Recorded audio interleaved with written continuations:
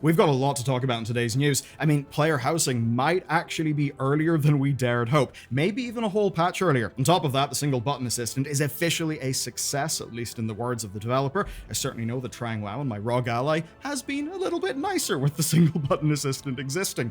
We've also got a lot to talk about with Season 3, because it seems it could be carrying on the wins of Season 2. Loads of absolutely gorgeous cosmetics that are coming to the game as well. But first, I think we'll have to talk about the big thing, which is that player housing might be early. Take a look at this. You see that the player housing icon actually sits just before midnight on the official roadmap. Now, we all took that to mean the pre-patch. But what if it's earlier? And I'm not just saying that idly. We know the player housing is testable on the show floor at Gamescom, and now we've been able to see that Blizzard won't have to fly across the planet with, I don't know, server racks and equipment to do it all local, because they've actually set up Battle.net servers to connect to. And they've done this using all the same infrastructure that they use for internal testing and for public testing, which actually means that we might get to snoop and data mine. Now, Marleman, our retired data mining hero, big legend in the community, spotted an 11.2.7 server with Show 3 in the name.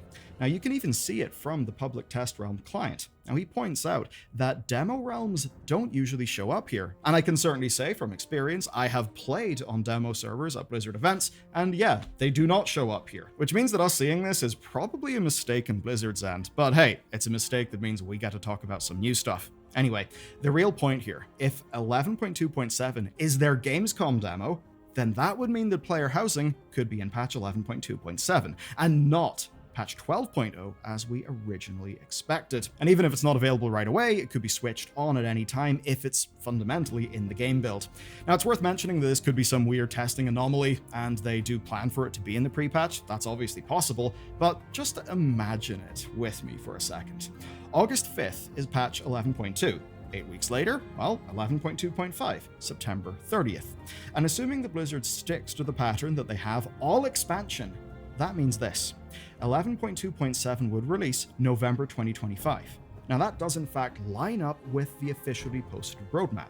Look here, we can see 11.2.7 is just before the slash that splits autumn and winter. And the player housing icon is right after that slash, on the winter side. Now, winter, as far as this roadmap is concerned, is December, not the solstice on the 22nd. And that means we may be getting player housing as a bit of an early Christmas present. And you know what? A feature like player housing, plus, say, Christmas holiday, it's kind of cozy. It does seem like an absolute free marketing win. And at the very least, I'd also expect that this is when we will be playing Legion Remix as well. I mean, if Blizzard wanted some turbo engagement, imagine unlocking cosmetics for your house in Legion Remix. That seems like a real good way to juice up WoW subs for the quarter. Next up, something real cool. Blizzard's doing something a bit different for the 11.2 launch, where they've partnered with Ashura, who is a longtime World of Warcraft lore nut, to release these, the Karashi audio logs. Basically, it's giving you a bunch of lore ahead of the new patch. And I'll give you the quick version. The Karashi watched their world die, not to fire, not to ice, but consumed by void. The saffron skies were swallowed by something starless and hungry. They built arcane barriers to survive. They huddled beneath shields of light while shadow pressed down like an unyielding sleet. But here's the problem. The barriers held, but they held at a cost. And that cost was the wasting. It began slowly at first, marred skin with easy lies to explain it. But then it started to spread, and to spread to everyone. Flesh thinned, bones ached. They wrapped themselves in bandages, not to protect, but to preserve the shadow, the shade of their forms that still remained. They essentially were turned into living ghosts. As Laura puts it in the logs, we bought time and called it salvation. And I really like this. It's not just lore for lore's sake, it's setting up what we're going to see in Koresh, which I can't wait for, a dead world. And that also works as a cautionary tale, because it's designed to set up the stakes for the Midnight expansion. If Midnight goes wrong, well, patch 11.2 pretty much shows you what will happen to Azeroth. Big fan of that, and personally, I love the gnarly details in these logs, all the flesh shrinking away, and also, collabing with Ashura, doing these audio logs, and of course the audio drama that they posted recently. It is a nice reminder that internal Blizzard can still do really cool social stuff to engage with us, very much unlike the outsourced slop that I covered in this video. Anyway, let's move to the next topic. Well, this is quite the quote. Overwhelmingly positive is another quote. We received overwhelmingly positive feedback. They're finding it valuable. The game is more enjoyable to them. Now, those are all quotes from Morgan Day, and Morgan is the Associate Game Director for World of Warcraft, and he's sharing what Blizzard have heard from players about the single button assistant. Essentially, over the course of this patch, we've learned that it's actually incredibly strong. Like, yeah, it's not going to be as good as you playing perfectly. It's not going to be as good as a sim. But guess what? You're probably not as good as a sim. I know I'm certainly not. And honestly, for the average player, you probably do more damage if you turn it on. And it turns out Blizzard are perfectly happy with that. It turns out that's kind of what they wanted all along. And this is fascinating. Morgan Day said they feel, quote, "it's currently meeting our intentions." And that basically means, there you have it. It is a success. Now, obviously, people are reporting how brilliant it is for accessibility. Like, if you don't have the standard complement of limbs, good lord, I have to imagine something like this just unlocks enjoying World of Warcraft again. And that is an absolutely amazing thing for people. But the other side of it, I think, is a game design one, actually, because it turns out a lot of people like some bits of World of Warcraft, and maybe they don't like the super fast-paced class gameplay that we've got now, but they love raids, they love Mythic Plus, love collecting things. For a lot of those people, it basically minimizes the stuff they don't like, which means they can maximize their focus on what they do like. But I'm not going to sit here and claim that it's absolutely perfect. There are darker sides to this, and sadly it doesn't seem that PC Gamer's WoW veteran Heather managed to get anything out of Morgan Day on those kind of darker potential sides of this new feature. Though in her reporting, she did note that she's already seeing casual guilds actually push the one button setup onto players to boost their damage. And that is kind of the dark side, right? Or a bit of the dark side. You know, when you don't want to do it, but you have to do it, it basically is just humiliation. It's saying, hello there, sorry, you're the team dunce. You need to use this so you're not holding the rest of us back. Obviously, that won't feel amazing, but, well, if you're someone else in that raid, you're probably glad that you're no longer dragging someone behind you as much. Now, my guild hasn't felt any of that, but there is another dark side that we have personally noticed, and that's that sometimes playing with it is just boring. I mean, Morgan's earlier quote, "the game is more enjoyable to them," actually has a second part. Morgan followed by saying, because it's allowing them to focus on what's in front of them instead of what's next in their rotation. So for some players, that's perfect, right? It means that they can enjoy the boss fight. And maybe that's a player who actually loves playing Dark Souls, but they love Dark Souls because they're looking at the boss, they're thinking about the encounter, they're not having to execute a very high actions per minute rotation to do optimal damage.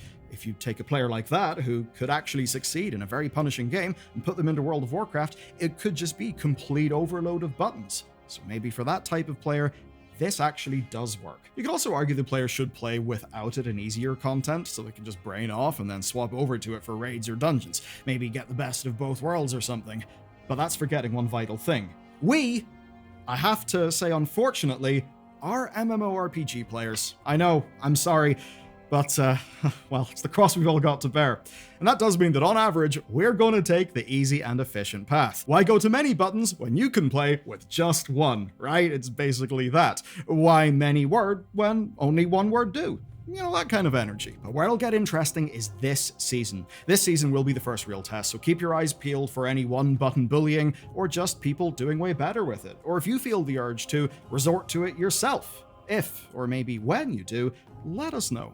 Morgan told Heather that there are no updates for it in patch 11.2 except for tweaks to support class changes, so I think it's clear that Blizzard wants a full patch worth of testing data as well. Bad news, everyone. Blizzard just made enemies 10% harder to kill in Season 3 dungeons. But actually, it's good news. The good news is they did that because players are actually doing a lot more damage than Blizzard expected when they're using Season 3 gear, which is hardly a surprise. We've got so many overlapping things that I'm sure gear scaling is absolutely just to the tits in the sky mental. Now, in a dungeon testing update, Blizzard announced this buff, but they followed it up by saying the net result is that Season 3 mobs will be easier to kill than Season 2 mobs. And looking across the list of updates, you can see a lot of abilities being removed, a lot of cooldowns being increased, a lot of damage being nerfed. Essentially, the sorts of changes that we saw with Season 2 that ended up making it a hell of a good season for people. And you know what? I think the net result here could be something really good, really fun. I'm actually thinking about the end of the Legion expansion. What I mean there is that given how much people have enjoyed the game when Blizzard are erring on the side of caution, not making stuff punishingly hard and overcomplicated with loads of fast, cast time filler spells, Add to that end of expansion power scaling, and I think this season could be one of the best, one of the most fun yet. And that's especially with the rave reviews that are coming out of the new dungeon, which is just lovely to hear, and also out of some of the updated ones. In fact, on that, Automatic Jack posted a video from his perspective as a high-end healer, and he said that in some dungeons, he hardly felt like he really needed to be there. Now, obviously, if he's going to be pushing up to, I don't know, a plus 20 something, then yeah, the stuff will scale up, but I think the core point there is good, at least for the average player, and that is based on what people have enjoyed with Season 2 of this expansion and Season 3 of the Dragonflight expansion. So that ain't the complete picture from Jack. In a few of the dungeons, there were more intense times for healers, just with way more unavoidable AoE damage than usual, so if you're a healer, you better hope your DPS players are using one button and looking at their character's feet. You know what? I was wrong for getting bored by the trading post. August's one is continuing the pretty good trend where we're getting a cool mount as the monthly bonus reward, and this one's really cool. You've got the Grandmaster's Prophetic Board, which is a chess-themed hoverboard, and a chess theme actually runs throughout loads of stuff this month. There's another chessboard mount coloration, there are 2 full gear ensembles, and there are chess-themed weapons. I mean, just look at this gnarly horse staff. I think it's awesome. And the flavor text of this two-handed mace is a fun little callback to the Karazhan chess event. Nicknamed the Midnight Sweep, Medivh was known to clear his game board of all pieces and participants with a mighty swing of this weapon.